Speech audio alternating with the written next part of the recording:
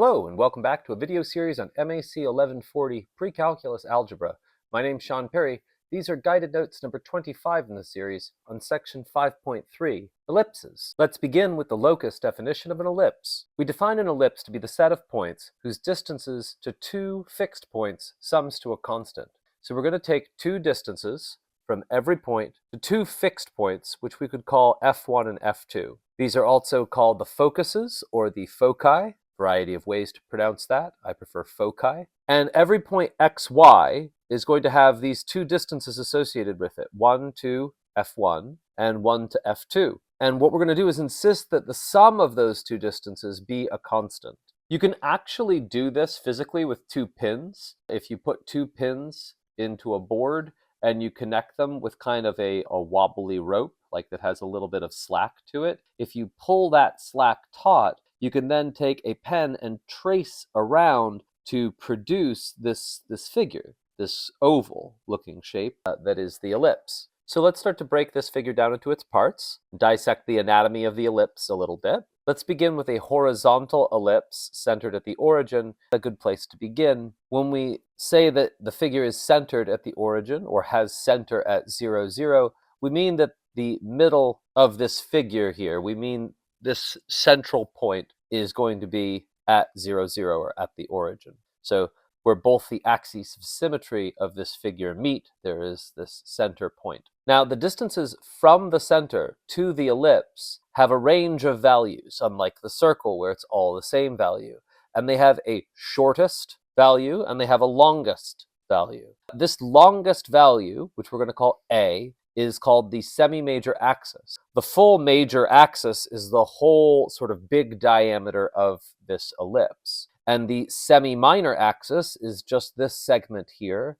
The full minor axis is this sort of thinnest diameter of the ellipse. Here, C is the distance from the center to one of the focus points. And so from that, we can glean that the foci in this figure lie at these two values, plus c, 0, and minus c, 0. And we call these 2 points, the farthest apart 2 points on the ellipse, the vertices of the ellipse. It sort of has that bend the way that the vertex of a parabola did, and there is an axis of symmetry that cuts through it. These are at the points plus and minus a0, so here and here. And then these sort of related vertices on the minor axis are called the co-vertices. And they also have this axis of symmetry that cuts through them. And so they are at 0, plus and minus b, to put us still on the y-axis. This all has the standard form equation as given here, x squared over a squared plus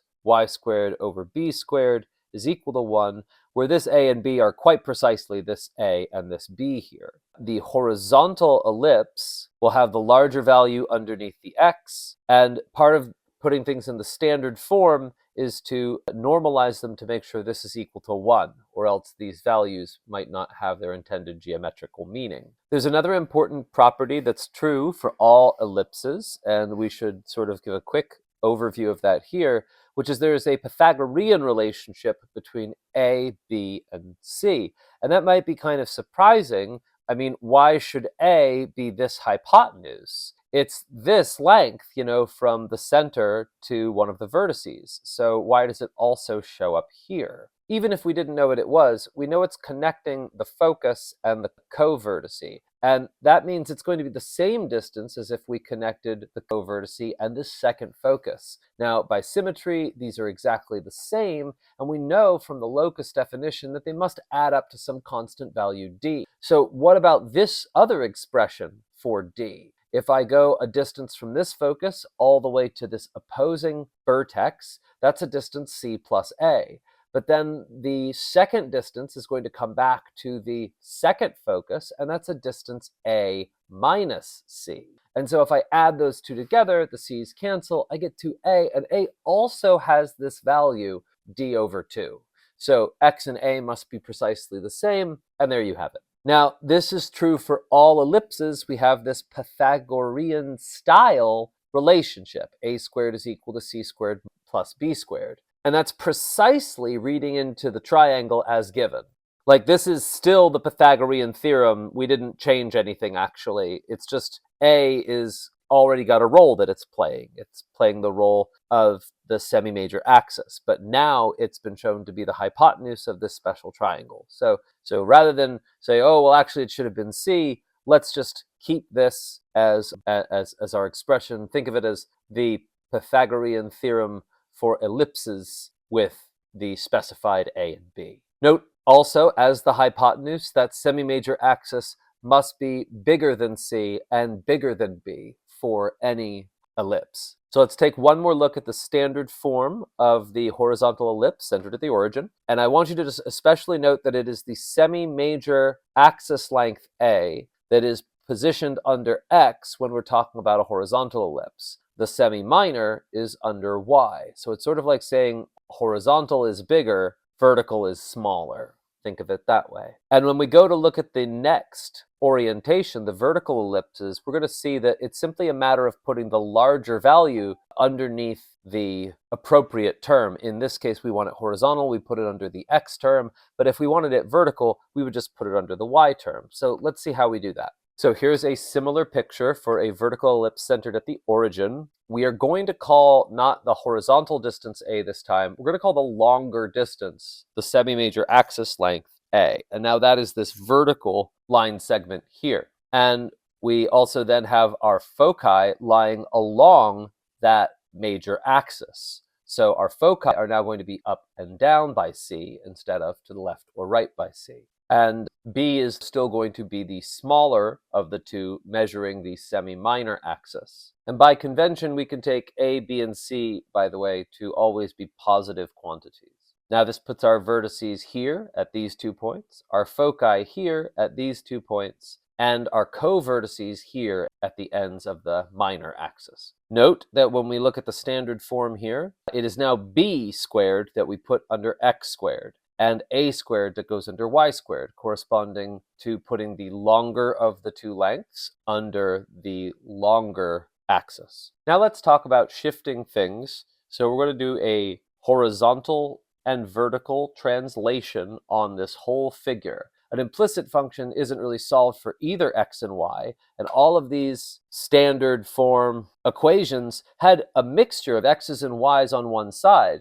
They didn't have just a Y solved for or just an X. So one of the cool things we can do when we're doing transformations on that kind of thing is compose those transformations right next to the variable. So if you want to move it over to the right by H, we compose the X term with a minus H. If you want to shift it up by K units, then you're going to compose with a minus K in the Y squared term. But other than that, this is really quite the same figure that we were looking at when it was over the origin for its center. We still have the same positions relative to the center of the vertices, foci, co-vertices, and so on. All we need to do is compose the appropriate shift by H or K inside. Notice that instead of having zeros, we have H's and K's, and notice that it is H plus and minus C, and not 0 that we have for our foci, which means they are at the same height as the center, but they have been shifted horizontally themselves a distance C away from H. And likewise with our vertices and co-vertices as well. Very similar for the vertical ellipse centered at HK. Now our semi-major axis is vertical, and so that's what will be put under the Y term. The semi-minor is horizontal, so it goes under the X. We subtract by H and by K on X and Y respectively in order to shift the figure to have a center of HK. And starting from HK, instead of 0, 0, we move vertically up and down by C, vertically up and down by A, and horizontally left and right by B to get our foci, vertices, and co-vertices respectively. Let's start on in with the guided notes. Question number 1 asks us to give the equation for this ellipse. What you want to start training your eye to do is picking out the center, the semi-major, and semi-minor axis, because we need to know that A and B, along with H and K, as well as the orientation of the ellipse, in order to give the proper equation for it. We notice that the center is at 0, 0, that the longer of the two is the horizontal one at a length of 9, and that the shorter of the two axes is going to be b with a length of 7. The horizontal orientation puts the larger number under x squared, and so we wind up with x squared over 81 plus y squared over 49 is equal to 1 as our standard form for this ellipse. Question number 2 asks us to graph the given equation, which we can see as an ellipse with a value of a squared equal to 25 and a value of b squared equal to 16. This means that a and b are 5 and 4 respectively. We can see that the b term is underneath x squared and a is underneath y squared, which means this will be a vertically oriented or long in the vertical direction ellipse. We also see no plussing and minusing next to my x or y, so that's inside the square, that is. So that's going to tell us that this is centered at the origin. There's just a +0 or a -0 next to them, right? It hasn't been shifted at all. Its center is still the origin if we don't see any h and k up here by x squared and y squared. So the way that I would do that is I like to plot my center, and then I like to plot my vertices and co-vertices by going up and down by A and left and right by B. I knew to go up and down by A because that's what was under the y term. And likewise for B, I go left and right because that's what's under the x term, and that gets me these 4 points. After that, you can pretty well sketch, if you have to sketch, a oval going through them. With the graphing utility on your homework, you need to provide the center point and then pick a single point outside, which is going to mark these 2 points, the vertex and the co-vertex. So you'll be picking this other point, kind of stretching the ellipse out until these 2 A and B lengths are met. And number 3 asks for a graph of this function here. We can see that it's horizontally oriented because the larger value is under x, and we can see that that is 6 squared, and under y we have a 3 squared. So that's going to be our A and B respectively. We don't see any h and k, so this is centered at 0, 0. And we could plot our 4 vertices and co-vertices or stretch out to have them plotted after picking the center point if we're using the online homework. And that's pretty much all there is for that one. For the next one, we're asked to find an equation given certain geometric facts about the conic section and then give the equation in the graph. So in order to do this, we have to extract what are A and B, h and k, given these certain facts. Now, the center's at 0, 0. That tells me h and k. They're 0 and 0. It's going to look something like this. Then we have a focus at 4, 0. Going from 0, 0, that's moving in the rightward direction. So that tells us it's horizontally oriented. Our focus is to the right of our center. And a vertex is just one more than that. It's a good idea to make a quick sketch just as you're doing this to try to mark a few things, if that helps you get your act together. But eventually you'll just be able to sort of kick it right into this Pythagorean type equation. Because what are we missing? We're missing B. We've been given A, essentially. It's 5 units over from 0, 0, so A is 5. And we've been given C. But to find B, we're going to need to solve this Pythagorean type equation. And it's not too terribly hard to do. Really, we're going to just plug in our values, get b squared isolated, and then take the square root of each side. And because we're going to be treating b as positive, we can just keep the positive quantity. We don't have to worry about a plus and minus 3 while solving this equation. B is a length. Now, once we have that, we have everything we need to write down the standard form equation as such. And let's actually sketch the thing. So the center was at 0, 0. They gave us these 2 points. By symmetry, there are these 2 points on the other side. And likewise, we've now found B to be 3, so we can go up and down by 3 from the center to get our co-vertices and then sketch our graph. All right, so let's see what they give us in the next one. Looks like the same kind of information. We have a focus, we have the location of the vertices. Oh, but they didn't give us the center. But of course, they really did by symmetry. If I have vertices at -6, 0 and 6, 0, the center is halfway between them because they are symmetric about the semi-minor axis.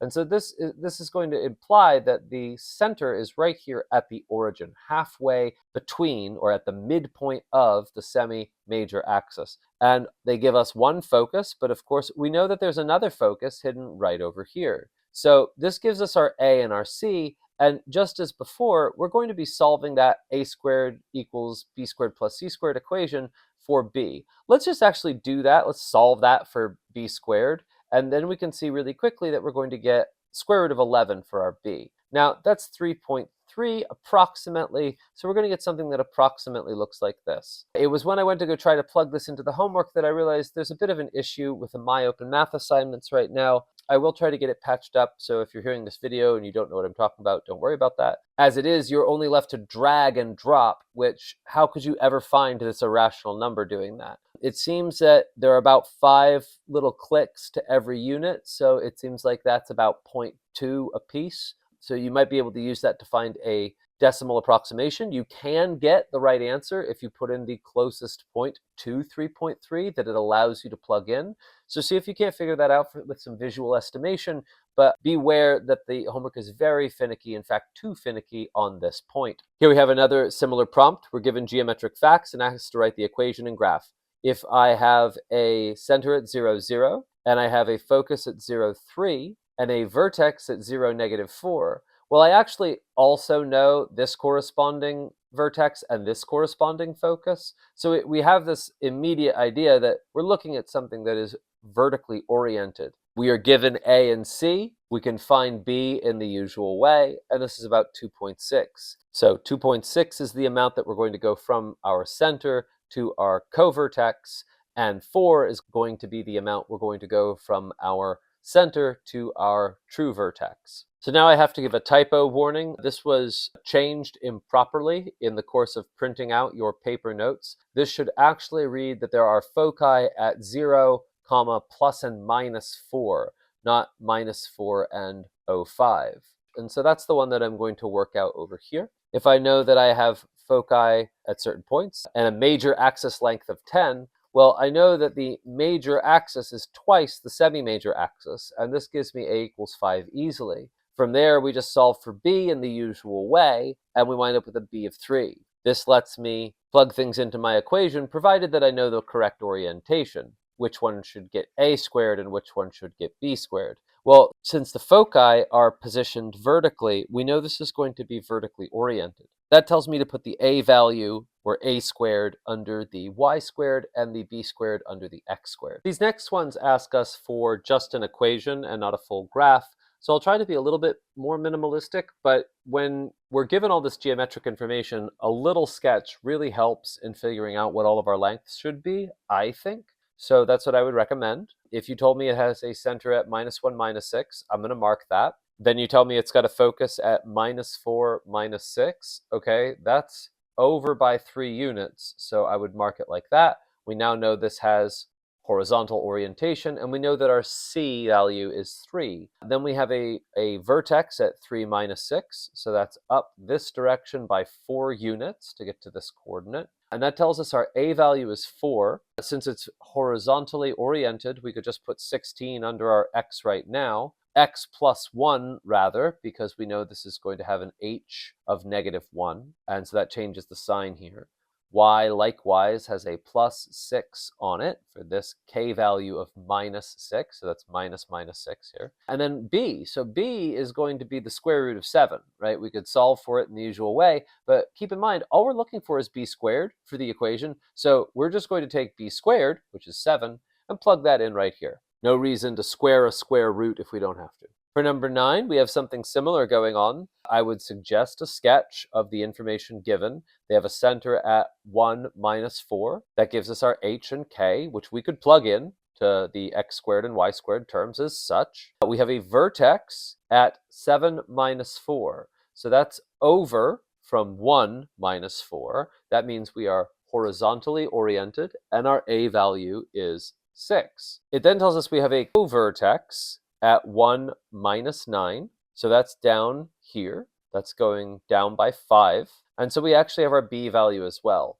If a is 6 and b is 5, and this is horizontally oriented, we put the 36 under the x term, we put the 25 under the y term, and it's all equal to 1. And that's that. Moving on. Given information about the ellipse, write the solution. Here's our center, here's our vertices, here's our covertices. Okay, so again, same idea. I would sketch 2, 7, and we know we're going to be going to our vertex at 2, 15. So that's the same x value, different y value. It's going up. And a co-vertex at -1, 7. So that's going down by 3, but still keeping our height of 7. This tells us our a and b values directly. We also know that this is the long direction, that the vertical direction is the long direction. So composing with -h and -k inside the square, we put our b squared, which is 9, under x, and we put our a squared, which is 64, underneath our y term to get this vertically oriented ellipse here. Here we're asked to sketch a graph given an equation. We need to extract from here the a and b information as well as the orientation, as well as the center. So we have a center at 3, -3. We could mark that. We have a b value of 1, which is underneath x. We have a value for a under y. The larger value is under y, so we know this is vertically oriented, and we know that our vertices are going to be up and down by 2, that's the square root of 4, from our center. So that puts 1 here and 1 here. But we wind up with 4 points that we could connect in this kind of oval, and that will be good enough. If you're doing the online homework, you would select this center point and then drag out to this corner to mark both the semi-major and semi-minor axis, both the vertex and the co-vertex. Here's another one. Larger is under the x term. It's horizontally oriented. We have an a value of 3 then and a b value of 1. The center can be found at -3, -2, so I plot that. And then since it's horizontally oriented, I go left and right by 3 to plot my vertices and up and down by 1 to plot my co-vertices. Connect the dots. Here's your ellipse. This one asks us to identify all the points and then graph. We need to find its orientation, a, b, h, and k. So the orientation is horizontal because the larger value is under the x squared term. A is going to be the square root of that at 7, and b the square root of the other smaller term at 2. Our h and k values are going to be -6 and -2, and so we have our center at -6, -2. Now, since it's horizontally oriented, we can find our vertices by going left and right from the center, which means changing the x value up and down by 7 to get our 2 vertices. Our co-vertices, we start with the center, but then we go up and down by 2 in order to find our co-vertices. And our foci, well, we have to know what C is. We can find C the same way that we found B. B and C are symmetric with each other, meaning that solving for C looks just like solving for B. We take a squared minus b squared, that's c squared. So that's 49 minus 4, which gives us 45. The square root of 45 can be simplified a little bit, but it's still going to be irrational. No matter, we're still going to add and subtract that to our x value to go left and right from our center by C to get these 2 focus points, our 2 foci. To graph them and all those points, well, we could start with the center and then graph a few of them, but actually it's way off the map, so just trying to approximate here what they want. This would be enough to plot this on my open math. We would just need to plot the center and then drag our point to this diagonal here to mark both the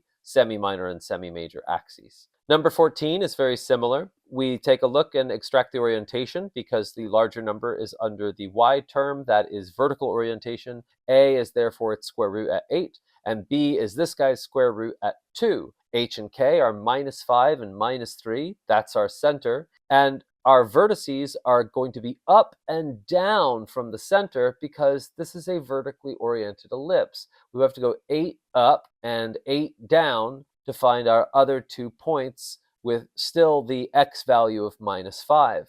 Our co-vertices are similarly found, but we keep the y value of the center and we go left and right by b, which is 2. The foci will also be found by going up and down from the center by a certain amount. That amount we can find by solving this Pythagorean type relationship for c. This gives us 64 minus 4 is equal to c squared, so c is the square root of 60, which simplifies to 2 radical 15. So that's the term we would add and subtract to the y value, since this is vertically oriented, of the center in order to get the 2 foci of this ellipse. Graphing some of these points here, I have graphed the center, I've graphed the co-vertices, and the only co-vertex that I could fit on the page. that will do it for this one. This is what your ellipse should look like. 15 finally gives us one that isn't in standard form already. It's in its expanded general form, where we have the highest powered terms up front,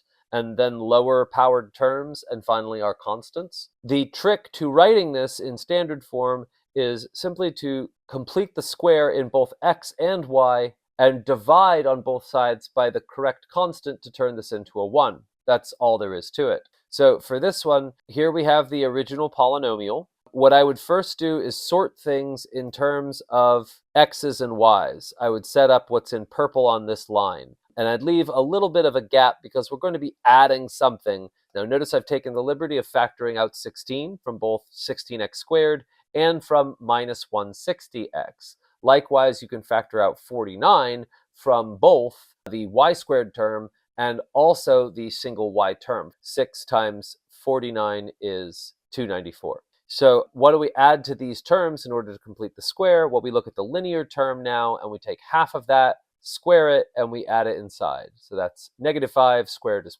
25. We put that here. And negative 6 halved is negative 3 squared is positive 9, and so we put that here. That allows us to factor in this way. We'll come back to the left side. What do we need to do to the right side to make that legit? Well, really, I didn't just add 25 here. There's a 16 lurking out front that's actually distributed to multiply this 25. So what I've done is I've added 25 16 times. I need to mark that on the other side, that actually what was added over here is inside the parentheses, which is then multiplied by 16. So 16 times 25 needs to go over here, added for balance. Same thing with our 9 and our 49. Now, if you add up all the things on this side, you will get 784. And what we want to do is normalize. We want to set this equal to 1 and not 784. So we divide on both sides by 784, and something curious will happen. 784 is 16 times 49. And so what we're going to notice here is by dividing here, we could reduce the fraction to 1 over 49. And dividing here, we could reduce this fraction to, that should be squared, of course, our y term over 16. So this would allow us to cite what is a, what is b, what is h, and what is k, and what is the orientation of this ellipse. It is a horizontal ellipse at center 5, 3, with a semi-major axis of 7 and a semi-minor axis of 4. And so that lets us encode these things, and that lets us graph the following points, starting at my center and going up and down by our b value left, and if we could, right, by our a value, and connecting the dots, we get this ellipse. So now let's talk about the word problem in this section. Like in the previous one, it also deals with oids, that is to say, this is an ellipsoid, a surface of rotation of an ellipse. If you take an ellipse and you twist it around 180 degrees, it'll trace out a kind of egg shape, which is an ellipsoid. Now, each cross-section of that ellipsoid is an ellipse. That's what it means to be a surface of rotation. You have rotational symmetry. Any axis cutting through that axis of symmetry will give us an ellipse, a 2D one. So what we're going to do then is do our work on that 2D ellipse. So let's read. It says a person in this whispering gallery is standing at one focus, and they can whisper, and it will be heard here because of the reinforcing pattern of all trajectories of waves inside of this dome shape. So the sound is magnified here because all of these endpoints of the rays of sound are meeting at this other focus. It says if this whispering gallery has a length of 104 meters and the foci are located 20 meters from the center, then find the height of the ceiling. So what we can see is that if this long ways is 104, then that's our semi-major axis. And so our a value is 52. If the foci are each 20 meters from the center, then that tells us that c is equal to 20. Now, we could take our origin to be the center. Why not? I mean, we're making up some equations to go along with this shape, so let's do it as simply as possible. We can put our origin at the center, and here I am saying that the height h is equal to b. That's the height of this whispering gallery. And so we need to find b, and so we can do that. If we plug in for what we know about A and what we know about C, it becomes a simple matter to solve for B. We have that B squared is 2304, and that actually turns out to be 48 meters. So our height of this building with length 104 to have these foci will need to be 48 meters tall. All right, that's going to do it for this video. Thank you very much for your patience and have a great day. Good luck with your studies, and I'll see you in the next one.